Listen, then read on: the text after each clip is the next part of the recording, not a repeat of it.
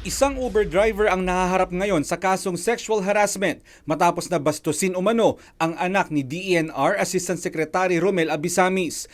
Ayon sa salaysay ng biktima, sinabihan siya ng Uber driver na si Juanito de Andres Bornillo na nais niyang mag-apply bilang family driver kahit walang sweldo upang maisama niya ito sa panonood ng pelikula. Tinanong rin umano siya ni Juanito kung meron siyang boyfriend at pwede daw sila gumawa ng maraming bata dahil maganda siya. Ayon kay Asik Abisamis, nakakabahala ang ganitong mga pangyayari. Dapat talaga kinukorek yung mga ganyan na hindi lahat ng pasahero ay pwede nilang, ang dating dyan parang bastos. No?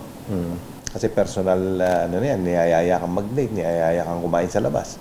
Nakapaloob sa Anti-Catcalling Ordinance ng Quezon City ang pambabastos sa kanino man, maging ito ay sa paraan ng pagsipol, pagtawag ng sexy, paghingi ng cell number o pakikipag-usap tungkol sa sex. Sa ilalim ng ordinansa, lahat ng mapatunayang nagkasala ay pagmumultahin ng 1,000 hanggang 5,000 piso at pagkakakulong hanggang 1 buwan.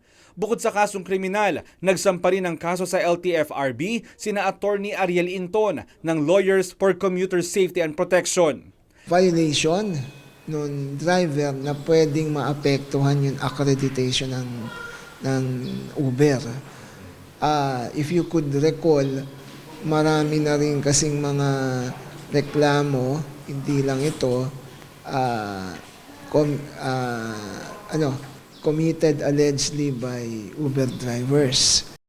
Ang Anti-Catcalling Ordinance ng Quezon City ang nag-iisang batas sa Pilipinas na nagpaparusa sa mga nagbabastos sa babae o lalaki man.